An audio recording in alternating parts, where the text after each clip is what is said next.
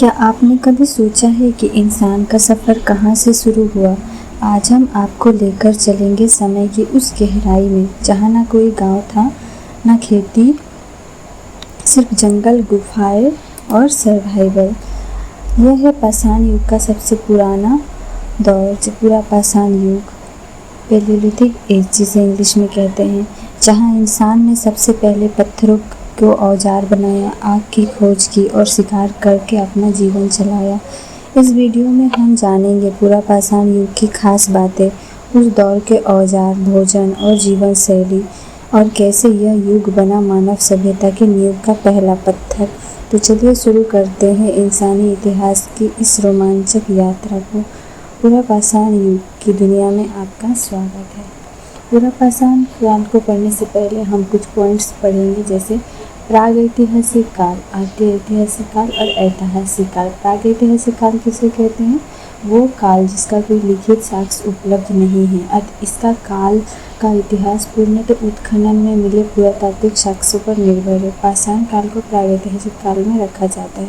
तो प्रागैतिहासिक काल का मतलब है जिसमें कोई लिखित साक्ष्य नहीं मिले हैं, इवन कोई पिक्टोग्राफी भी नहीं मिली है, बस कुछ औजार मिले हैं जो पुरातात्विक साक्ष्य जिसे ज़मीन खोद के निकाला गया है, वो सब साक्ष्य, कोई रिटेन सोर्स नहीं है।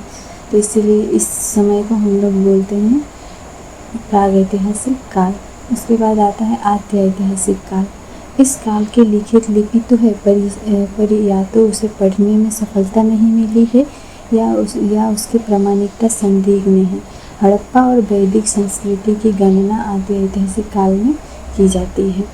जैसे कि आद्य ऐतिहासिक काल में लिखित स्रोत मिले हैं, जैसे हड़प्पा के लिखे हुए मिले हैं, पर वो पढ़ा नहीं गया है अभी तक, और डाउटफुल है क्या लिखा है क्या नहीं, हम क्या निकालेंगे पढ़ के, या फिर उसका मीनिंग कुछ और है। तो लिखित स्रोत तो मिले हैं, पर उसे हम लोग पढ़ नहीं सकते, या फिर टू द पॉइंट हम जानकारी नहीं पा रहे हैं उससे। हड़प्पा और वैदिक संस्कृति की गणना आद्य ऐतिहासिक काल में होती है। तो हड़प्पा और मोहनजोदड़ो जो थे, हड़प्पा काल और वैदिक संस्कृति की गणना इसी आद्य ऐतिहासिक काल में होता है। इसके बाद आता है ऐतिहासिक काल। ऐतिहासिक काल मतलब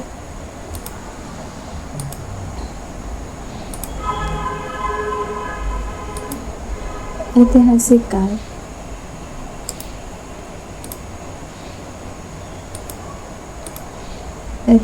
काल किसे कहते हैं? ऐतिहासिक काल इस काल का इतिहास लिखित साधनों पर निर्भर करता है। इसके पुरातात्विक और साहित्यिक विवरण उपलब्ध है तथा लिपि पढ़ने में सफलता भी मिली है। इसे ईसा पूर्व 6वीं शताब्दी से ऐतिहासिक काल प्रारंभ होता है। तो ऐतिहासिक काल किसे कहते हैं? जहाँ इतिहास लिखित साधनों पर निर्भर करता है, मतलब उस टाइम में इंसान को लिखने की कला सीख गए थे वो लोग लिखना पढ़ना जानते थे।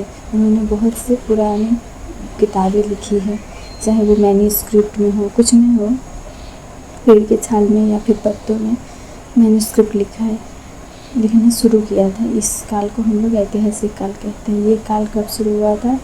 ईसा पूर्व 6वीं शताब्दी, यानी जीसस क्राइस्ट के जन्म से 600 साल पहले ये काल शुरू हुआ था।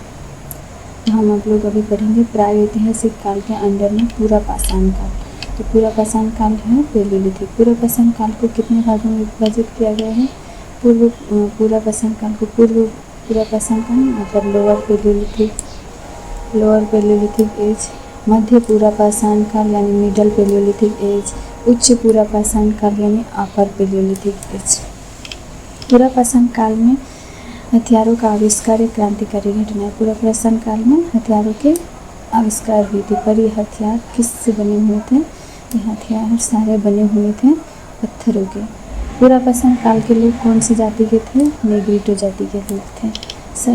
तो सबसे सर्वप्रथम किसने? रॉबर्ट फ्रूस ने 1863 ईस्वी में मद्रास के पास पल्लवरम नामक स्थान से पूरा पाषाण काल के उपकरण प्राप्त किए, जो कि एक हैंडिक्स हस्तकुठार था। तो सबसे पहले पूरा पाषाण काल के जो उपकरण मिले हैं वो किससे मिले हैं? रॉबर्ट ब्रेसफोर्ड को 1863 में। कहाँ से मिले हैं? मद्रास के पल्लवरम नामक स्थान से, जो क्या है? एक हैंडिक्स से हस्तकुठार था।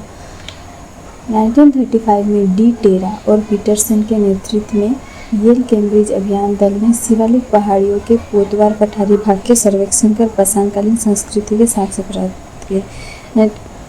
1935 जब ब्रिटिश इंडिया एक्ट आया तो तभी उस टाइम में डी टेरा और पीटरसन के नेतृत्व में एक दल कैम्ब्रिज से यानी शिवालिक पहाड़ियों के पोतवार पठारी में खोज करने के लिए गए, सर्वेक्षण करने के लिए, और पाषाणकालीन संस्कृति के बहुत से साक्ष्य प्राप्त किए। पुरापाषाण काल लोग पूर्णतः आखेट पर निर्भर थे। आखेट मतलब शिकार पर निर्भर थे तथा अग्नि के प्रयोग के परिचित नहीं थे। पुरापाषाण काल के लोग आग के बारे में पता नहीं था उन्हें। वे खानाबदोश घूमक कर जीवन व्यतीत करते थे। वो खानाबदोश मतलब घूम घूम के शिकार करके वो जीवन व्यतीत करते थे। इस काल में मानव खाद्य पदार्थ का उपभोक्ता मात्र था, उत्पादक नहीं था। ये बहुत इम्पोर्टेंट लाइन है।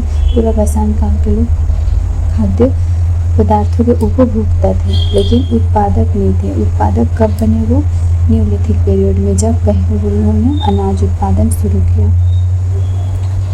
महाराष्ट्र में बोरी नामक स्थान से हुए उत्खनन में कुछ ऐसे अवशेष मिले हैं जिनके आधार पर मानव का अस्तित्व 14 लाख वर्ष पहले माना जा सकता है। पूर्व पाषाण काल 25,000 ईसा पूर्व से 1,000 ईसा पूर्व तक है। महाराष्ट्र के एक बोरी नामक स्थान से उत्खनन हुआ है जहाँ से कुछ अवशेष मिले हैं, जिससे पता चलता है कि मानव का जो अस्तित्व है, इंसान का जो अस्तित्व है, वो आज से 14 लाख वर्ष पहले ही आ गया था। पूर्व पाषाण काल के टाइम पीरियड कितना है? 25 लाख से 1 लाख ईसा पूर्व तक। इसके बाद पढ़ते हैं पूर्व पाषाणकालीन। निम्न पूर्व पाषाणकालीन उपकरणों के दो प्रमुख भागों में विभाजित किया गया है। पूर्व पाषाणकालीन को दो भागों में विभाजित किया गया है। एक है चॉपर चपिंग पेबुल संस्कृति और एक है हस्तकुठार संस्कृति। चॉपर चपिंग पेबुल संस्कृति क्या है?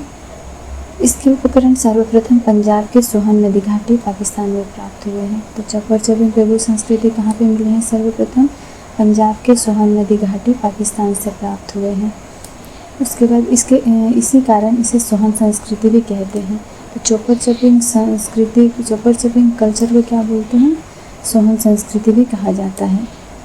सर्वप्रथम 1928 में D.N. वाडिया ने इस संस्कृति के उपकरण सोहन नदी घाटी से प्राप्त किया था। सबसे पहले सोहन संस्कृति का उद्घाटन उपकरण सोहन नदी घाटी से किसने प्राप्त किया? D.N. वाडिया ने 1928 में। एक चॉपर चपिंग पेबुल संस्कृति और दूसरा है हस्तकुठार संस्कृति। हस्तकुठार संस्कृति हैंडिक्स कल्चर जिसे कहते हैं इंग्लिश में। हस्तकुठार संस्कृति हैंडिक्स संस्कृति के उपकरण सर्वप्रथम भेद्रास के समीप बदमदुरई तथा अतिरपक्कम से प्राप्त किए गए हैं। भेद्रास और बदमदुरई और अतिरपक्कम से प्राप्त किए गए हैं हस्तकुठार संस्कृति। इस काल के पूर्व पाषाण काल के प्रमुख औजार क्या क्या मिले हैं? हस्तकुठार, हैंडिक्स, बिदरनी, क्लीवर्स बोलते हैं जिसे इंग्लिश में, गंडसा जिसे चॉपर जिसे चॉप करते हैं, क्लीवर्स और हैंडिक्स। इस काल के उपकरण किससे बने हैं? क्वार्टजाइट स्फटिक के बने हैं तथा मनुष्य कोर उपकरणों का प्रयोग करते थे। क्वार्टजाइट पत्थर से बने हुए हैं सारे हथियार। पेबुल मतलब क्या होता है? जो पत्थर पानी के बहाव में रहता है और पानी के बहाव में ही रगड़ खाकर गोल मटल और सपाट पत्थर के टुकड़े बनते हैं, उसी को पेबुल बोलते हैं। और इसी पेबुल से क्या बनता है? हथियार बनते थे। जैसे पेबुल से निर्मित बड़े आकार वाले उपकरण तो जिनके ऊपर एक ही फलक निकाल कर धार बनाई जाती है, जैसे चपा और गंडसा किससे बने हैं? पेबुल से बने हैं। और पेबुल क्या है? जो पानी के बहाव में रगड़ खाकर गोल मटोल सपाट हुए पत्थर को वो लोग तोड़ मरोड़ के एक आकार बना देते थे और उस आकार जैसे ऊपर एक ही फलक था, चपर गंडसा का ऊपर एक ही फलक था, वैसे चपी खंडक। इसमें पेबुल के दोनों किनारों को छीलकर धार बनाई जाती थी।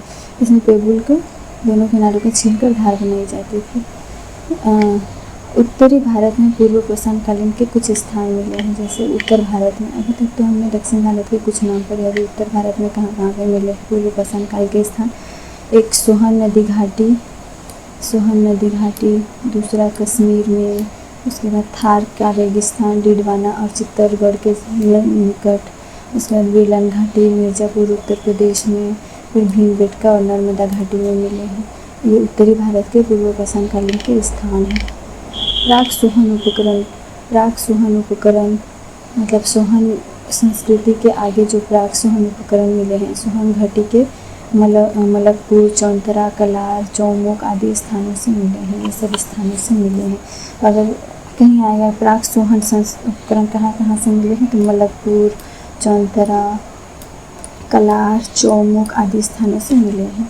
तो चौंतरा का समय तृतीय अंतर्निहित माना गया है। चौंतरा उत्तर व दक्षिण की परंपरा का मिलन स्थल है। तो हमें ये याद रखना पड़ेगा कि चौंतरा ही ये जो उत्तर और दक्षिण की परंपराओं का मिलन स्थल है, चौंतरा एक जगह है।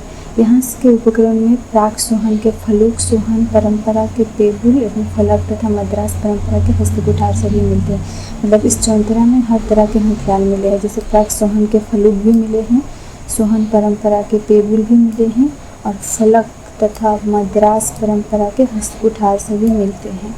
इसके बाद दक्षिण भारत में कोटलियार नदी घाटी तमिलनाडु में निम्न पूर्व पाषाण काल के स्थान मिले हैं। दक्षिण भारत के कोटलियार में जो तमिलनाडु में है, दक्षिण कोटलियार नदी घाटी, कोटलियार एक नदी है, कोटलियार नदी घाटी में निम्न पूर्व पाषाण काल के स्थान मिले हैं। तमिलनाडु में मिले निम्न पूर्व पाषाण काल के स्थान है, जैसे पल्लवरम। तमिलनाडु में कौन कौन से स्थान में मिले हैं निम्न पूर्व पाषाण काल? पल्लवरम में किसने खोजा है? रॉबर्ट ब्रूसफुट ने इसकी खोज की। उसके बाद अतिरिपक्कम, इसको खोजा है कीन्स ने इसकी खोज की।